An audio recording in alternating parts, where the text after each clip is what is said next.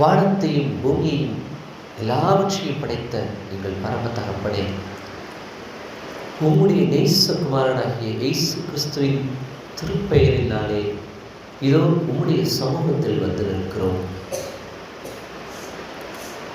உம்முடைய வேதத்தை உம்முடைய ஜனங்களுக்கு தந்தீர் என்று எழுதியிருக்கிறபடி எங்களுக்கு நீர் அதை கொடுத்திருக்கிறீர். நன்றி செலுத்துகின்றோம். நாங்கள் அதை படிக்கப் போகிறோம், பார்க்கப் போகிறோம், பயன்படுத்த போகிறோம், நாங்கள் பண்பட போகிறோம். நீர் மாறும், நீர் பேசும், கேட்டு அதை ஏற்றுக்கொள்ளுகிற இருதயத்தை எங்களுக்கு தாரும். செயல்படுத்துவோம் என்று தீர்மானம் எடுக்க எங்களுக்கு சொல்லித்தார்.